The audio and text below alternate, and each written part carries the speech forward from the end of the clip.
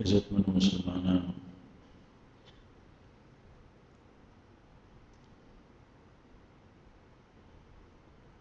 رسول الله صلی الله علیه وسلم سیرت په سلسله کې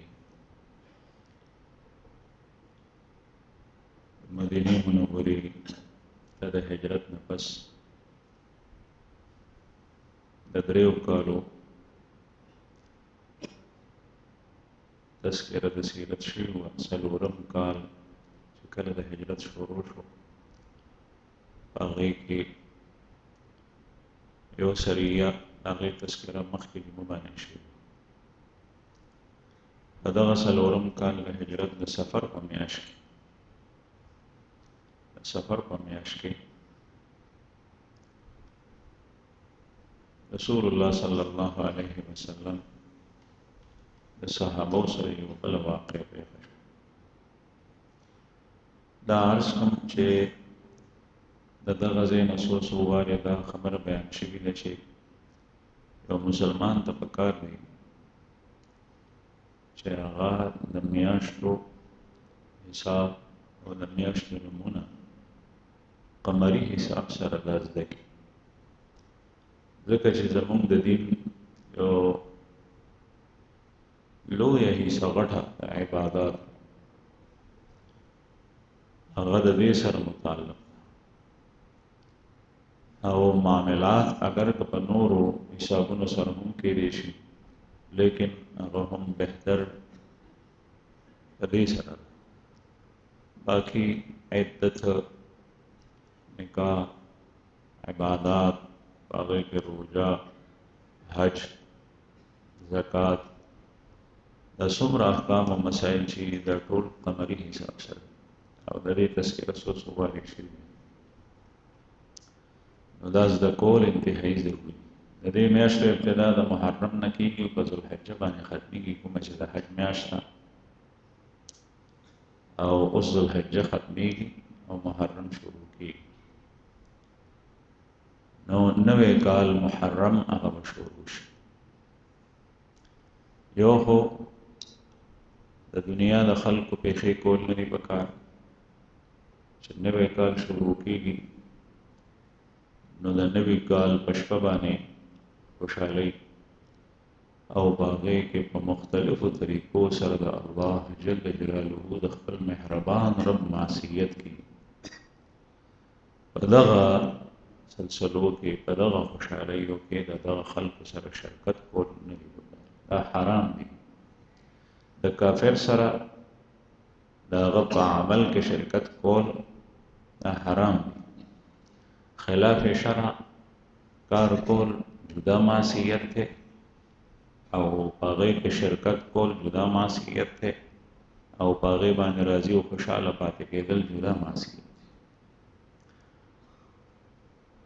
په دې باندې دغه وخت کې الله جل جلاله ته رجوع وکړ چې یا الله دا کال تیر شو، په دې کې چې ما نه څومره ګناه شوي دي او دا قوم نه څومره ګناه شوي دا ټول خطا مونږ ته معاف کړي او د آینده کال کې مونږ ته د نیکو اعمالو سره او د طاعت سره وخت تېرولو توفیق راکړي. هره میاشت چې به رسول الله صلی الله علیه وسلم ولیده نو بیا مختلفې دعاګانې به نبي کریم صلی الله علیه وسلم وستې. یو دعا به هغې کې دا وه: اللهم اهله علینا باليمن والإيمان والسلامة والإسلام هلال رشد وخير. یا الله دا سپوږمۍ په موږ باندې راوخېږي دا میاشت په امن سره په ایمان سره په ایمان سره والسلامة والإسلام په سلامتیا سره او په اسلام سره. نو اسلام کې ټول اعمال او احکام د اسلام راغلي او په ایمان کې ټول عقیدې راغلي. رسول الله صلی الله علیه وسلم په هر میاشت په ابتدا کې دا دعا وسته او نن سبا مسلمانان د اغیارو سره شریک شي نو د نوي کال په ابتدا کې هغه ناروا کارونه کوي چې ټول کار یې هغه دی. آخرت هیر کی، الله هیر کی، د الله جل جلاله نو یره د زړونو نه وځي. دویم دا چې بعضې خلکو د بعضې میاشتو سره سباز غلط اعتقادات نیولی دا نشتا لکه د سفر میاش د صاد فی او ری سره د سفر څنګه چې صفر لیکل کی هغه صفر دی دا سفر ده د سفر میاشتې په باره کې هم خلقو زنانو خزو بعضې داسې مفروضې او بعضې داسې غلط تصورات هغه مشهور کړي چې هغه د ماشوموالي نه خلقو په طبیعت کې ننوتي او هغه دا چې سفر میاشت دی ته د سفرې میاشت او سفرې میاشت مطلب دا چې په لارو کې څوک ماشومان ګرځي نو بلاګانې ګرځي نو هسې نه چې چېرته څوک چا بلا ووهلو نو بیا به داسې شي داسې شي رسول الله صلی الله علیه وسلم د سفر متعلق په عربو کې د جاهلیت په زمانه کې هم ډېرې خبرې مشهورې هغې په باره کې نبي کریم صلی الله علیه وسلم د احادیثو په کتابونو کې حدیث اوس هم شته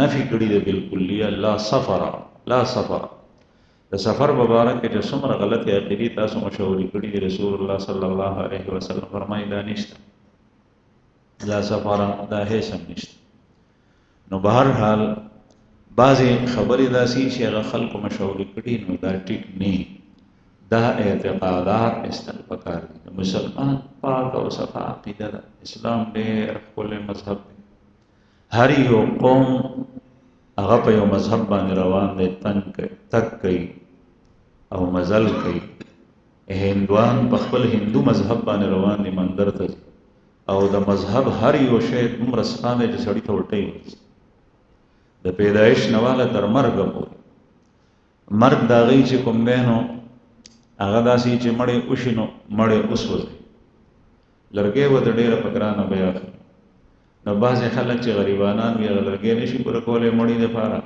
نو هغه نیم وسوځي او نیم روغ وي نو د هغه نه بیا څښاک بویونه ځي او د ګنګا دریاب دی د هغې په غاړه باندې پرېږدي هلته خلک راځي او بوی دومره سخت وي هلته چې په هر سړي په پوزه باندې کپړه یې ښې ټینګېدی نشي دا د هغوی مذهب دی د مسلمان څومره ښکلی مذهب دی دین اسلام چې مړی وشي نو هغه ولامبو فوره او بیا په کفن کا او بیا د هغې نه پس چې کوم دی نو کفن ته هم لوبان ورکه تجمیر غیر چاپېره ګربتۍ د هغې ښکلی لوګی هغه ورته ورکه یا نن سبا عطر دی عطر پې باندې ولګه بیا زر زر اوړه جنازګاه ته چې موږ د جنازې پې وشي دعا ورته وغواړو بیا پس د هغې نه په ښکلي انداز سره په قبر کې کښېږدي پې د پاسه خاوره واړه نو دا پاکه طریقه ده د دین اسلام هر یو عمل هغه د الله جل جلاله د طرف نه دی رسول الله صلی الله علیه وسلم باندې په ذریعه د وحی نازل شوی دی مطلوب یا غیر مطلوب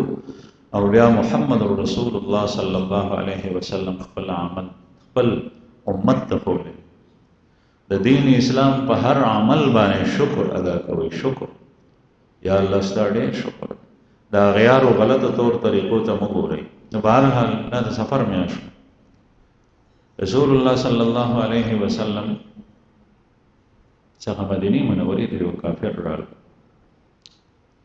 د هغې کافر نوم دی عامر بن مالک یا د خپل قوم سردار او مشر نبی کریم صلی الله علیه وسلم سره ملاقات وکړو پیغمبر علیه السلام ته د ملاقات نه پسې یو هدیه وړاندې کړه هدیه رسول الله صلی الله علیه وسلم هغه هدیه هغه رد کړه واپس یې کړه وایي نه غوښته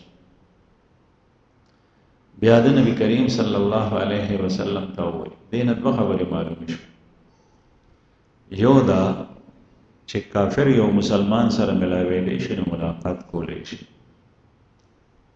دویمه دا چې کافر د مسلمان ملمه کیدی شي او ملمه کیدی شي یو کافر رالو هغه ستا ملمه شو تا څخه څه کار دپاره راغلی او هغه ضرورت او کار پوره کېدو کې دی د شپې واپس نشي تللی یا څه وخت او درنګ تېروي نو د هغه خوراک کا د هغه مېلمستیا دا ته وکړه په دې کې د اسلام علو ده بلندي ده الاسلام یعلو ولا یعلا دین اسلام تمام ادیان پر غالب رہتا ہے اور یہ مغلوب نہیں ہوتا یہ ہمیشہ اوپر رہتا ہے بعضې خلک دا وایي چې زمونږ ګاونډ کې دا کافر پاتې کېږي، عیسائی دی، فلانکی دی، ډنګړی دی، قادیانی دی، مونږ د هغه شی چې راواستې یې راغستی شو.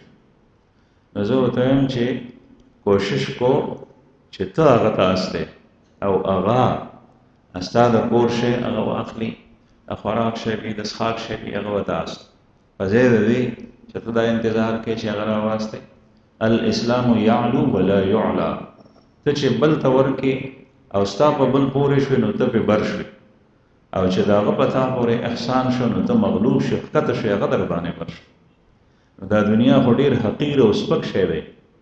د دین اسلام د غلبې کوشش کو، ځکه چې ته منسوب یې اسلام ته او تا ته مسلمان وایي، نو چې ستا د کردار نه، ستا د اخلاقو نه، ستا د خبرو اترو نه یو کافر متاثر وي. د کافر سره محبت کول حرام دی، ګناه ده. رسول الله صلی الله علیه وسلم فرمایي چې المرء مع من احب، سړی به د هغه چا سره چې چا سره محبت کوي، نو محبت به کافر سره نه کوي. لیکن کافر د میلمه شو، د هغه میلمستیا کولی شي. کافر چې کوم دی نو هغه نهر دی، هغه باندې خوراک خورولی شي. کافر تږی دی، په هغه باندې اوبه څکولی شي. کافر سره معاملات کولی شي. رسول الله صلی الله علیه وسلم څخه به کافر راتلل او پیغمبر علیه الصلاة والسلام به د هغې میلمستیا کوله. ناشنا واقعه، یو ځل یو کافر راغلو، نو نبی کریم صلی الله علیه وسلم څخه شپه وه، نو د خوراک خو داسې انتظامات نو لکه نن سبا چې اوس دي. نبی کریم صلی الله علیه وسلم امر وکړو چې دلته د خوراک بندوبست وکړي. نو د بیزې پۍ راغله، بیزه ورته ولشئ، نو د بیزې پۍ راغله، هغه یې کافر ته ورکړ. هغه وڅکل، نو ورته ویې څنګه ګزاره دی وشوه؟ ویې نه. نو بیا یې ورته وفرمایل رسول الله صلی الله علیه وسلم چې نور پۍ راړه، بیا بله ولشله. بیا یې ورته وفرمایل چې څنګه چل دی ګزاره دی وشوه؟ ویې نه. بیا د درېمې، بیا څلورمې، بیا پنځمې، بیا شپږمې، بیا اوومې، نو د اوو بیزو پۍ وڅکه. رسول الله صلی الله علیه وسلم تر هغې راړل چې څوک پورې ده نو ویلي چې زه موړ شم. د هغې نه پسې کړه چې بس دی ګزاره مې وشوه، نور نه څښه. شپه یې تېره کړه. دومره متاثر شو رسول الله صلی الله علیه وسلم ته چې وکتل، او د هغې صحابو ملګرو ته چې وکتل، په سهار یې بیا وایي چې زه مسلمان یم. نبی کریم صلی الله علیه وسلم ته جوړ شو، اسلام یې قبول کړو. بیا چې کله اسلام راوړو نو د هغې نه بس سهار ناشته پې کوي. نو بیا پیغمبر علیه الصلاة والسلام فرمایل چې ده ته پۍ راړئ. نو بیزې نه یې پۍ ولشل، راړل چې هغه یې ورته ورکړل، هغه یې وڅښل. نو چې نور یې راړل بیا چې بس پېټه مې ډکه شوه. رسول الله صلی الله علیه وسلم وفرمایل ان المؤمن یأکل فی معا واحد وان الکافر یأکل فی 7 امعاء. مؤمن سړی چې خوراک کوي نو هغه په یو کلمه کې کوي، او کافر په 7 کلمو کې خوراک کوي.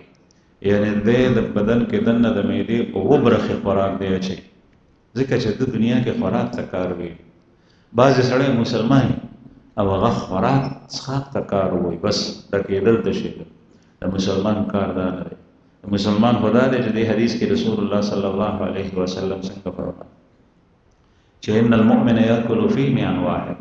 مؤمن سړی په یو کلمه کې خوراک، نو یو برخه خوراک کول، او کافر د ده په 7 برخې سیوا خوراک. مؤمن ته پکار دی چې هغه خوراک څښاک ډکېدل تشېدل مطمح نظر نه ګرځي.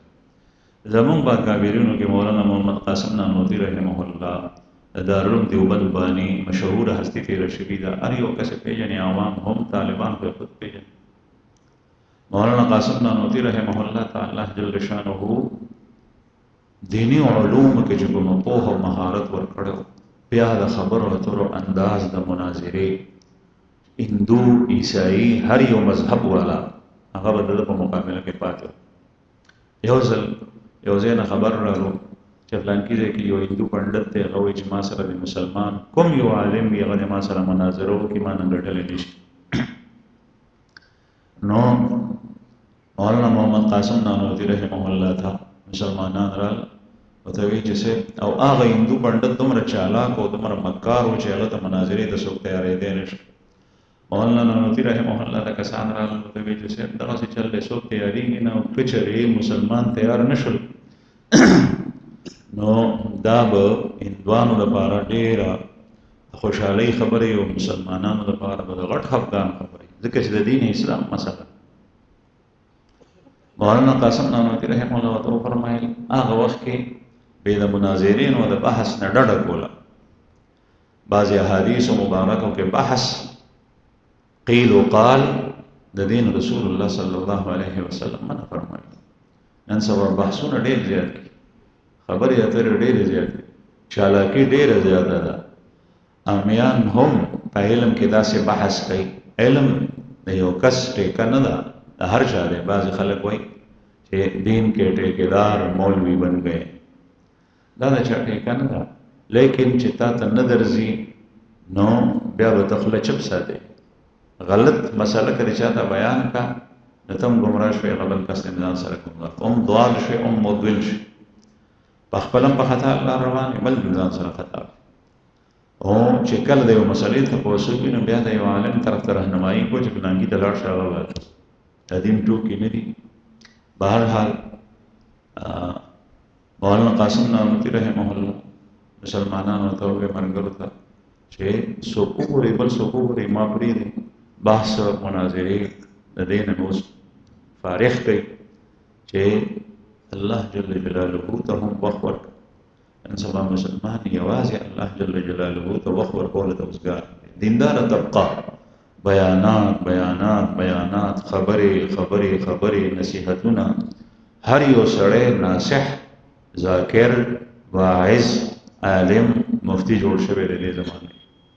عمل لپاره بل څوک دی به په وټسپ باندې، په موبایل باندې، په میسیجونو کې هغه پیغامات او خبرې استوي د حکمت ډکې خبرې چې سړی حیران پاتې شي. لیکن عمل به نه دی کوي او نه بل، هغه به څوک کوي. نو الله جل جلاله ته یوازې وخت ورکړه، نوافل کې ودرېږه، تهجد کې ودرېږه، قیام اللیل کې ودرېږه، ځان ته په جماعت کې د ورځې کښېنه، په جمع کې کښېنه، سر ټیټ کا، مخ قبلې ته کا، الله یاد کړه. رسول الله صلی الله علیه وسلم باندې په کثرت سره درود شریف ووایه. وخت یوازې خالی کا، د الله جل جلاله یاد، رجوع الی الله ته. د دې وخت دا څومره حوادث، مشکلات، پریشانیانې چې په مسلمانانو راغلي په کشمیر کې نن سبا څه حالت، په فلسطین کې څه حالت، د دې وجه دا ده چې خبرې، دنیا، روزګارونه، کارونه، بحثونه، دا هر څه شته لیکن کردار نشته بس. او الله جل جلاله ته یوازې وخت ورکول نشته. مولانا قاسم نانوتي رحمه الله ته فرمایل چې ما پرېږدي، ما هغه وایي چې نه صاحب څوک تیارېږي نه، مجبوراً تیار شو. د هغه هندو پنډت ځای چې کوم دی نو هغه بل ځای کې هغه علاقې ته تللو. مولانا قاسم نانوتي رحمه الله روان شو او دا هم درته ووایم چې علم دا د لوی قد و کاټ نوم نه دی چې انسان دنګ لوړ وي، ښه لباس یې اچولی، په بل باندې روب وغورځېږي. نه، دا یو ملکه ده، دا یو باطني صفت دی، دا یو استعداد او صلاحیت دی چې الله جل جلاله چاته ورکړي د خبر. مولانا قاسم نانوتي رحمه الله د ونې نه ټیټو او ساده لباس کې به ګرځېدو چې چا به ورته کتل، چا به پېژندلی نو چې کتل به نو وایي چې نه عام سړی.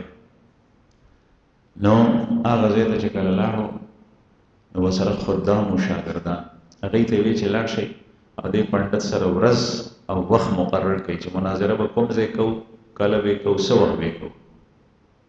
نو دوه خادمان شاګردان یې خپل واستول هغه هندو څخه چې هغوی لاړل. نو هغه هندو په یو کوټه کې ناست دی او بهر څوکیدار ولاړ دی. نو هغه وایي چې دننه د تلو اجازت نشته. وایي چې ښه، وی اوس صاحب روټۍ خوري چې د روټۍ نه اوزګار شي بیا به تاسو څه خبره کوئ. دی وایي چې ټیک ده. دی خپل چې شمدید حالات بیانوي چې مونږ هلته ولاړو، مونږ وکتل چې تقریبا د 10 کسانو خوراک په هغې کوټۍ دروازه باندې دننه شو. 10 کسانو خوراک مختلف څیزونه وو. مونږ وایي چې دا به پنډت سره ګڼ کساني. چې کله دننه شو دا خوراک یو ساعت پس هغه لوښي واپس راغل او ټول لوښي خالي. نو مونږ وایي چې دا ګڼه ده، کسان به ډېري، ځکه دا خوراک لوښي واپس راغله. سړی چې فارغ ولاړ نو بیا ډېر سوچونه کوي کړي. بیا موږ ته ووایي چې استاد دننه لاړ شي. چې موږ دننه لاړ نو موږ کتل نو دا پنډت جي یوازې ناست دی، دا هندو. نو موږ وایي چې تا دومره خوراک دا یوازې ته وخوړو، بل نه چېرته دروازه شته دی په دې کوټه کې، ونه کړکۍ شته چې په هغې به بل څوک وځي. دغه یوه دروازه یې وه، دې څخه موږ ولاړو، په دې څوک بهر نور وځي. موږ سوچ کولو چې کله ما هغه سره ځای وخت او ورځ طی کا، نو دا سوچ یو بل سره دی خبرې کوي چې دا خو که دې سړي زمونږ د مولانا صاحب سره په علم کې مناظره وکړه نو زمونږ مولانا صاحب انشاءالله ګټلي ده، او که دی ورته ووایي چې راځه په خوراک کې مقابله کوو نو بیا خو زمونږ مولانا صاحب بایللي ده، ځکه چې هغه خو ډېر لږ خوراک. دا سوچ کوي. د دوی په دې حال کې راغل مولانا قاسم نانوتي رحمه الله صاحب، هغه ته چې مخامخ شو نو وایي اتقوا فراست المؤمن، د مؤمن د فراست نه ځان ساتل پکار دي. مؤمن فراست نه ځان ساتل پکار دي. بعضې کس مخامخ شي نو هغه د مخ د آثارو نه پته لګېږي چې د په زړه کې څه دي. علم غیب چاته نه معلوم، لیکن له آثارو نه پته لګي. نو بهر حال مولانا قاسم نانوتي رحمه الله دی ته وایي، دنه تپوس کوي چې د چا په زړه کې ډېر فکر ورته وایي چې ستا خو داسې سودا کې چې پروت دی داسې ښکارېږي څه چل. هغه ورته وایي چې صاحب سودا نه داره چې مونږ دغه کس سره لاړو د 10 کسانو خوراک و، نو ما سره اوس دا غم دی که چېرې تا سره دی په علم کې مناظره کوي نو بیا د ګټلي ده، او که تا سره په خوراک کې مناظره وکړو نو یقینا تا بایللي ده، ځکه چې ته خو دومره سپک روټۍ خورې او د 10 کسانو خوراک و، نو ما سره دا فکر دی چې دا بس. مولانا قاسم نانوتي رحمه الله ورته مسکی شو، ورته یې وفرمایل، بیا خندل، ورته یې وفرمایل چې د هر یو کار دپاره به زه یم بعضې کارونه به تاسو هم کوئ که نو د علم نه مناظره به ورسره زه کوم علمي، او د خوراک مقابله به ورسره تاسو کوئ یا تاسو. او دویم جواب یې دا ورکړو چې تحقیقي جواب دا لومړی الزامي و. تحقیقي جواب یې دا و چې مناظره دا په علم کې او په کمال کې کېږي، په جهل کې مناظره نه کېږي. جهالت کې یو سړی چې کوم دی نو هغه کینی او بل ته وایي راځه قضای حاجت کوو، بهر ته ځو او کینو چې د چا به ډېري، نو مقابله خو په دې کې نه کېږي، دا خو جهل دی. او یا دغسې بل یو شی مقابله او مناظره چې کېږي هغه په کمال کې کېږي، او علم کمال دی چې کوم سړي علم هغه سره ډېر دی پوه الله جل شانه ډېره ورنصیب کړي، او ډېر خوراک کول خو جهل دی، جهالت دی. ځکه جهل دی چې د انسانانو په مقابله کې حیوانات او ځناور خوراک ډېر کوي. نو که چېرې دی موږ سره په خوراک کې مقابله کوي نو موږ به خپله میخه راوړو او روټۍ به پخې کړو، خوراک به تیار کړو، میخې ته به مچه او ده ته به مو ورځو، میخې ته به مچه او ده ته چې کوم یو ډېر خوراک یقینا چې میخه به ګټي، ځکه چې دا جهل دی، او جهل کې مقابله د حیواناتو کار دی، د انسان نه. بعضې خلک بعضې ځایونو کې دا مقابلې پلان کې داسې توره وکړه، داسې توره وکړه، داسې توره وکړه، دا کمال نه دی، شرمداریتوب وي، خلکو دپاره تماشه جوړه شي. نن سبا انسان ټول ژوند په دې کې میں ایسا کوئی کام کروں کہ جو کتاب کے اندر لکھا جائے کہ اس نے یہ کہا، غرونو ته خطر شي. یا چې کوم دی نو په موټر باندې کېناستل هغه ځغلول شول، مقابله د موټر سایکلو مقابله د سایکلو هغې کې هلاکت، مرګونه، جوړلې، لاس مات، خپه ماته، دا د ټول فضولیات او د شیطان په اروا باندې دا هر څه ځای کول، د شیطان په پل باندې پل کې کړلي او د هغه پیروي د هغه اتباع کول، ټول فضول څه. مقابله په دې کې وکړه چې ته به قرآن پاک تلاوت څومره وخت کې ته قرآن ختمې، او روجې څومره نیسي نفلي، تسبیحات څومره کې، ذکر او اذکار څومره کې، په جومات او په مدرسه کې پیسې څومره لګې، د الله په نوم باندې څومره ورکړه کې، د الله د دشمن سره څومره جنګېږي، دا څومره کافران ووژل، څومره جنګونو ځتلې. رسول الله صلی الله علیه وسلم صحابه مقابله په دې کې وه، تسبیحاتو کې به وه، اذکارو کې به وه، اعمالو کې به وه. شکایت به کولو چې یا رسول الله دا فلان کې خلکو زمونږ نه وړاندې شو، دی سره مال دی، مونږ سره مال نشته دی، دی خو زمونږ نه مخکې لاړل، مونږ څو پیغمبر علیه الصلاۃ والسلام و داسې عمل کولو په ذکر کې چې دا کې بیا وتا نه څوک نه مخکي. نو بهر حال چې کله مقابله او مناظره وشو نو پندت بایله مولانا قاسم نانوتي رحم الله وګټ عرض مې دا کولو چې کافر خوراک ډیر کوي، مؤمن خوراک کم کوي. ځکه چې کافر دی ته اصل کار ویلي داغه د دنیا د ژوند دی بس دی بیا ختم، او د مؤمن دی دنیا ژوند پسې بل حقیقي ژوندۍ را روانه ده آخرت. زمونږ ایمان دی، مونږ چې کله ایمان راړو او ایمانیات او د عقیدې اظهار په ژبه باندې کوو نو موږ وایو آمنت بالله وملائکته وکتبه ورسله والیوم الاخر، او ورځ د آخر می ایمان دی، والقدر او په تقدیر می ایمان دی، خیره و شره من الله تعالی، خیر او شر دا ټول د الله د طرف نه، والبعث بعد الموت او د مرګ نه پس په دوباره ژوند کېدو زمونږ ایمان. د دې استهزار مونږ نه کوو. دا مونږ په کورنۍ کې دغه سي مسلمانانو په کورنۍ کې پیدا شوي او الحمدلله څه تکلیف مو مونږ نه را روان یو ټول عمر ما دغه سي تیر شو، تر اوسه پورې ما دا سوچ نه کړی چې زموږ ایمان بس څه باندې. بهرحال رسول الله صلی الله علیه وسلم سره کافر ملمانه شي، بعضې داسې کافر راغلي دي چې هغوی ورته اجتم کړی دی په بستره باندې چې کوم باندې شپه تېره د اذیت رسولو دپاره. رسول الله صلی الله علیه وسلم مبارک هغه په خپله هغه ځای صفا کړی دی، پاک کړی دی. داسې هم شي نو کافر که چېرې د مسلمان مېلمه شي دا دویمه دا معلومه شوه چې کافر هدیه مسلمان ته ورکوي نو آیا دا ورکولی شي که نه ورکولی شي. دی واقعي نه خو پته نه لګي ځکه چې پیغمبر علیه السلام هدیه د ده رد کړه، د نه یې وانه دی کافر عامر ابن مالک د ده نوم دی. او نورو واقعاتو کې راځي چې رسول الله صلی الله علیه وسلم د کافر هدیه قبول کړي. مقوقس د مصر بادشاه نبی کریم صلی الله علیه وسلم ته هدیه راستو، قشر یې راستول، وسپینه قشر وه په هدیه کې، وینځه یې راستولي هغه یې قبول کړي. د فدق بادشاه مال را واستولو هدیه کې قبول کړي، د یو ځای نه د بل ځای نه مسلمانانو باندې تقسیم کو قبول کړي. هدیه رسول الله صلی الله علیه وسلم فرمائے تحادو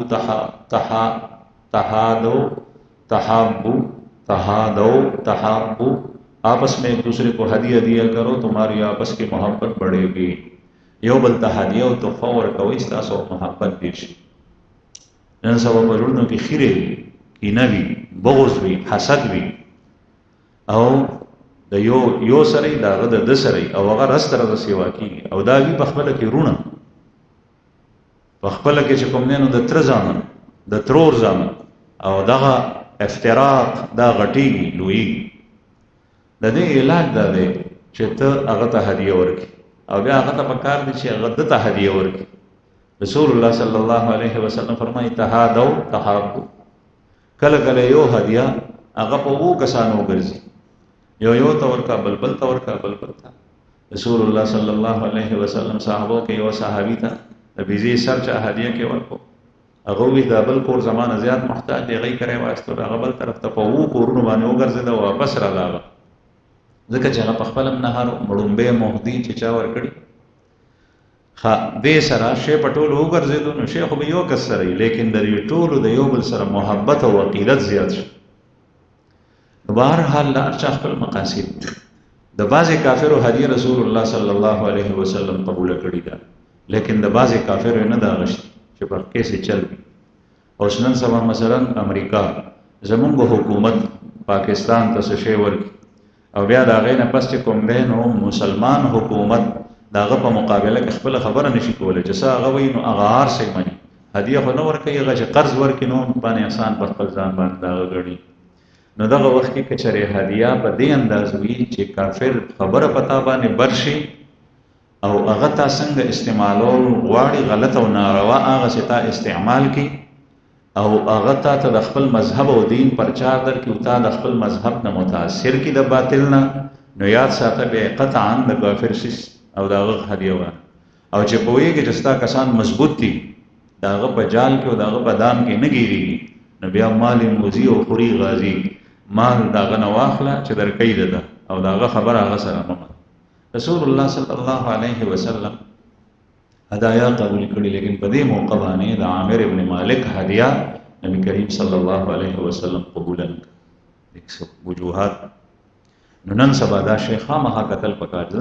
نن سبا د مسلمانانو ملکونو سره د اغیار او مدد هغه د خپل خود غرضۍ نه خالی ني، او د هغې غرض هغه انتهایی نقصان ده او مضر ده، موذي دی د مسلمان لپاره. بیا دغه کافر عامر ابن مالک رسول الله صلی الله علیه وسلم ته وایي چې صاحب زما طرف ته چې کومه قبیله ده، نو هغه خلک که چېرې هغوی ته څه کسان لاړل او د اسلام دعوت یې ورکو، نو دا به مسلمانان شي. رسول الله صلی الله علیه نو ته ما سره څه کسان واستو چې زما قوم ته دعوت ورکړي، او دا کسان د اهل علم پکار. رسول الله صلی الله علیه وسلم ورته وفرمایل چې نه، ستاسو د نجد علاقې خلک نااعتباره دي. د دې نه مخکې واقع شوي وه، لس کسان تاسو ته مخکې واقع بیان شوه. حضرت عاصم ابن ثابت رضی الله عنه په امارت کې رسول الله صلی الله علیه وسلم استولی و دا لس واړه ټول شهیدان، او رسول الله صلی الله علیه وسلم په خپلو ملګرو هغوی ته په صدمې او نقصان رسېدو سره خفه کېدو، او یو صحابي ډېر قیمتي هغه زمانه کې د کار په لحاظ سره، اسې خو د افضلیت او شرافت په لحاظ سره یو صحابي په ټوله دنیا باندې درلود. ځکه چې صحابي رسول الله صلی الله علیه وسلم سره د ایمان په حالت کې ناست. یو ځل عبدالله ابن مبارک رحمه الله نه چاته پوس عمر ابن عبدالعزیز یو عادل بادشاہ د بنو امیه تیر شوی دی، مشهور هستی، او دومره عادل انصاف پسند بادشاہ تیر شوی دی چې د هغه په باره کې راځي چې د عمر ابن د دې امت صرف د عمر ابن عبدالعزیز عدل او انصاف په یو چاوړي کې واچو د تلې، او د ټولې دنیا د مخکې امتونو د دې امت د بل نه، ځکه چې حضرت عمر رضی الله عنه عدل خو د هغې نه زیات، د دې امت صرف د عمر ابن عبدالعزیز رحمه الله عدل هغه په یو چاوړي کې واچو. او د دې امت نه مخکې د رسول الله صلی الله علیه وسلم د امت نه مخکې چې څومره قومونه امتونه تیر شوي دي، په هغې کې چې څومره عادلان انصاف پسند بادشاهان تیر شوي، د هغوی ټولو هغه عدل او عدالت او انصاف راجمع ته هغه په بل چاوړي کې واچو. او بیا چې کوم دی نو دغه تله اوچته کړه، نو یوازې د عمر ابن عبدالعزیز عدل هغه به په ټولو باندې دروند شي. الله جل جلاله داسې انسان دی. 2 کاله حکومت یې کړی څه د پاسه، صرف ړومبۍ صدۍ دا بنده شوي ده د په حکومت باندې، دا مجدد د 2مې صدۍ دی. دومره عادل بادشاہ، د ده تقوا، د ده للهیت، د ده تورع، د ده بزرګي، او د ده په زمانه کې د علم حدیث خدمات، هغه ته سړی حیران پاتې شي. لیکن سره د دې عبدالله بن مبارک رحمه الله مشهور هستی د محدث. بل طرف ته حضرت معاویه رضی الله عنه صحابي، او حضرت معاویه رضی الله عنه داسې صحابي دی چې په 8م کال د هجرت د فتح مکې په موقع باندې مسلمان شوی دی. 2 کاله پس به پیغمبر علیه السلام د دنیا نه تشریف وړي، په آخر کې مسلمان شوی، او د ابو سفیان زوی دی. ابو سفیان رضی الله عنه دا پلان دی، هغه مسلمان شوی دی فتح مکه کې. د حضرت معاویه رضی الله عنه په باره کې بعضې خلکو خبرې کولې هغه وخت کې لکه څنګه چې نن سبا بعضې خلک کوي. تا سره به په کلي کې او په ګاونډ کې پاتې کېږي او صحابو پسې به سپک وایي. داسې خلک یاد ساتئ، دا د اسلام خیرخوا نشي کېدی، دا د اسلام دشمنان دي، او که چېرې د کفر عقاید په دی کې موجود وي نو دا سړی کافر دی. نو حضرت معاویه رضی الله عنه پسې هغه زمانه کې بعضې خلکو داسې و چې سپکې یو سړی راغی، عبدالله بن مبارک رحمه الله مشهور محدث دی، فقیه دی، زاهد دی، عابد دی، ولی الله دی، او د امام ابو حنیفه رحمه الله شاګرد دی. د ده په توثیق باندې ټولو مهر ثبت کړی دی چې دی چې کوم حدیث بیان کړي روایت کوي نو په هغې کې خبره نشي کوي. دغه عبدالله بن مبارک رحمه الله ته سړی راغی ورته وایي چې معاویه رضی الله عنه او عمر بن العزیز رحمه الله دې دواړو کې کوم یو افضل دی؟ عمر بن عبدالعزیز صاحب صحابی نه دی، حضرت معاویه رضی الله عنه صحابی. عبدالله بن مبارک رحمه الله ته فرمایي چې ختمانه ده حضرت معاویه او عمر بن عبدالعزیز مبارک ته پوس کې. حضرت معاویه رضی الله عنه هغه معاویه د صحابي دی. د حضرت معاویه رضی الله عنه هغه اس چې پاغه باندې هغه سور شوی او د رسول الله صلی الله علیه وسلم په زمانه کې یا د هغه وروسته پاغه اس باندې جهاد کړی دی د کافرو سره، او دغه اس چې په لاره کومې منډې والي د هغې منډو سره چې د هغه په سپېږمو کې کومه خاوره پرېوتې ده، په سپېږمو کې سپېږمې خچن دی د انسان هم ځناور خو لا پرې په هغه په سپېږمو کې چې کومه خاوره او دوړه پرېوتې ده د هغې اس هغه دوړه چې راوالي نو عمر بن عبدالعزیز د دې خاورې مقابله نشي. دا دومره لویه هستي یو طرف ته کو د هغې اس د سپېږمو هغه دوړه بل طرف ته خدا اس د چا د حضرت معاویه رضی الله. خو بیا ورته دلیل هم بیان کړو.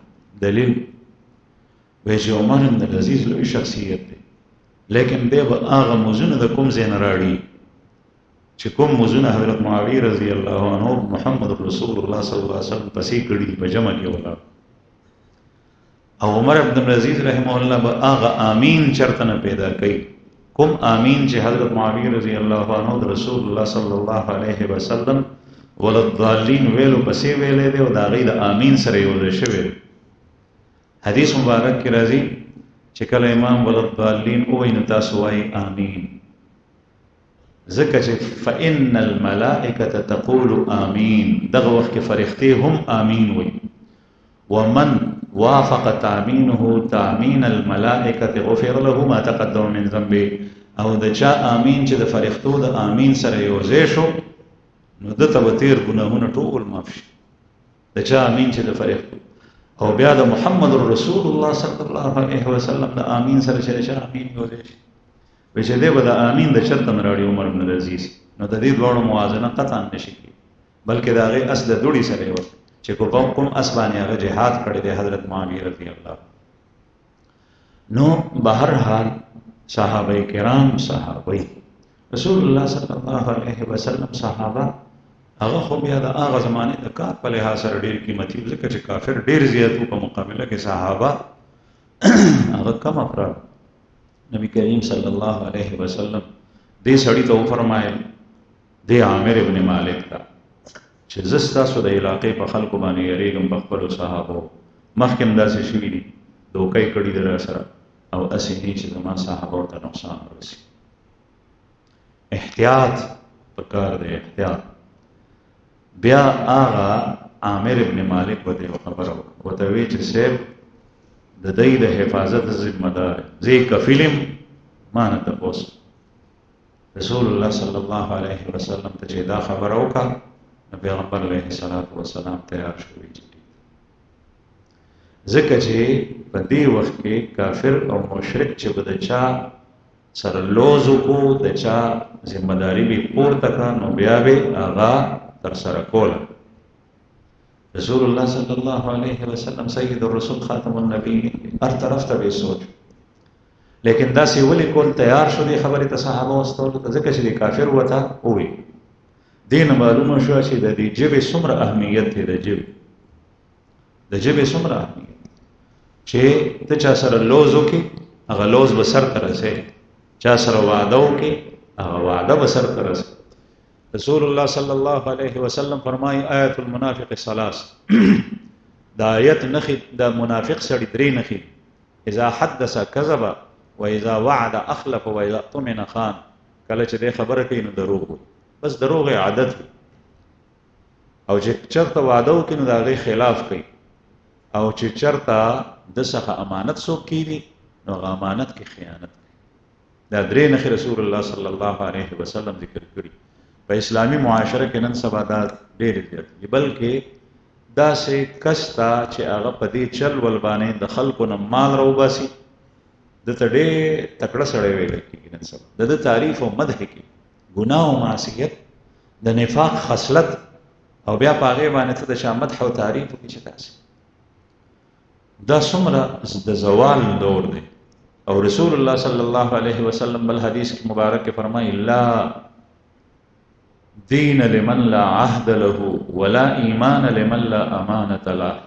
دا هغه سړی دین نه دی چې هغه د لوز خیال نه ساتي، لوز یې چا سره کړی هغه سره ته نه رسوي، ولا ایمان لمن لا امانت له، او د هغه سړی ایمان نه دی چې چا امانت نی، امانت وسره څوک کیږي خیانت کوي.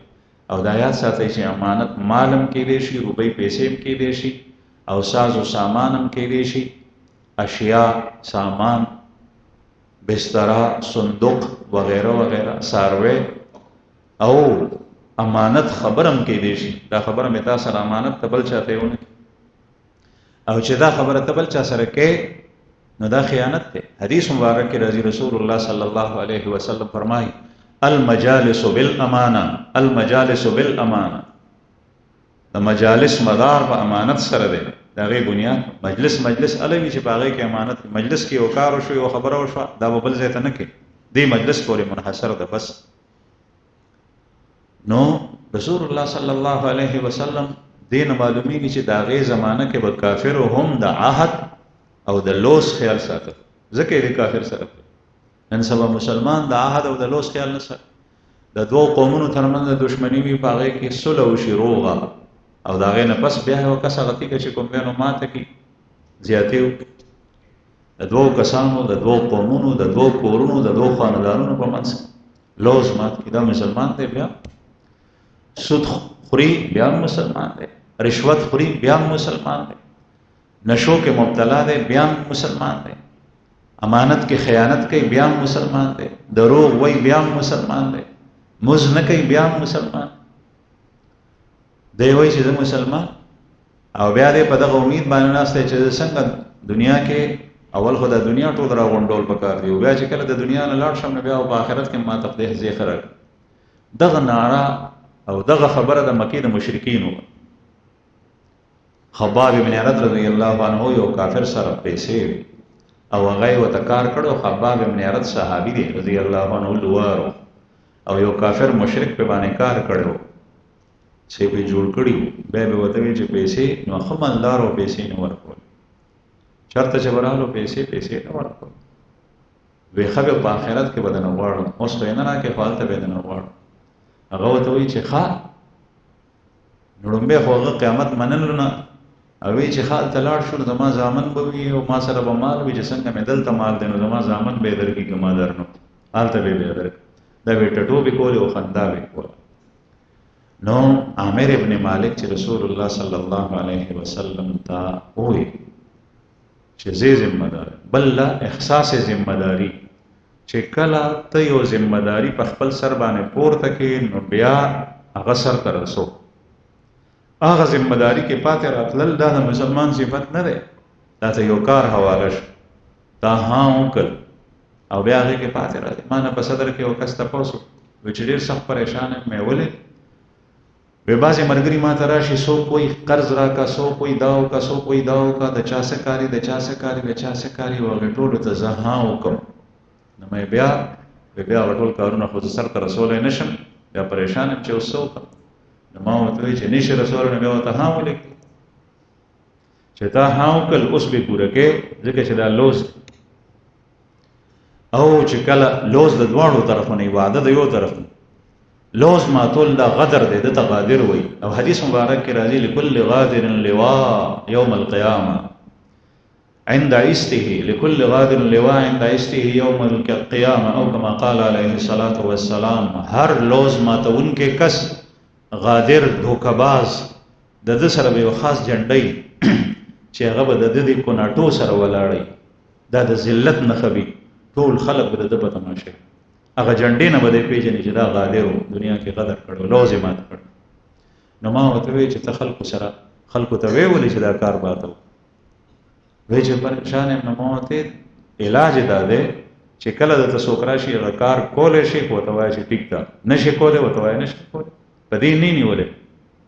لیکن چې کله تا د هغه سره لوز وکړو چې یو دا کار به کوو، بیا ستا په انتظار وي هغه او تا هغه کار ونه کوې، بیا به د الله جل جلاله هم تپوس کړي، دا کس به هم د نه خفه کېږي. یو اداره کې تا ته کار حواله شو تا ته درس حواله شو، تدریس حواله شو، تا ته انتظامی امورو کې یو کار حواله شو، ته په دفتر کې په نوکرۍ ولګېدې، اوس په هغې کې ته خیانت کې، په وخت کې کې، په مال کې کې، په کار کې کې، ته ډاکټر یې او ګپ شپ لګې، په هسپتال کې نو ډاکټر یې او دغه وخت کې ګپ شپ لګې او مریضان دته پراته دي، نو چې کله تا ذمہ داري په سر اغشتې ده، دا اوس هغه لوزم ماتول دي، د دې بدنه بېل تپوس کېږي، احساس ذمہ داري بل کار نه کول، تا ته کار حواله شوی دی، تا به هغه ویلو زه دا کار نشم کول، چې کله یې اوس نه کوې نو دا لوز ماتول دي. نو رسول الله صلی الله علیه وسلم چې کله دا ولیدل، د هغه زمانې عرف دا و چې لوز به یې وکړو بیا به یې ماتولو نه، او په دې انداز چې به څوک رالو. نو چې ده کله رسول الله صلی الله علیه وسلم ته دغه اطمینان ورکړ، نو پیغمبر علیه الصلاة والسلام ورسره کسان تیار کړل. نو اویا کسه صحابه کرام چې دی ته قرا صحابه وي، قرا، او د رسول الله صلی الله علیه وسلم په زمانه کې به قاری عالم ته وي، عالم ته هغه زمانه کې د عالم ټکی نو قاری و، د عالم ټکی استعمال کم و، قاری به چې دا صحابه قاری دی، نو قاری به هغه چې هغه ته به د قرآن پاک ټول علوم حاصلو، قرآن به ورتلو هم، د قرآن ترجمه، د قرآن تفسیر، د قرآن کریم د احکامو متعلق چې به چا تپوس وکړو نو د سره به د هغې حل و، دته به قاری وي. دغه کس به د قوم مشر هم جوړېدو، دی به امیر هم د جماعت جوړېدو، دی به امام او خطیب هم جوړېدو د صحابو په زمانه کې. نو اویا کسه صحابه کرام یې ورسره واستول، او دې سریې ته سریة القرا وایي، اویا کسه صحابه کرام د دې سره بیا څه وشو، انشاءالله بیا به بله جمعه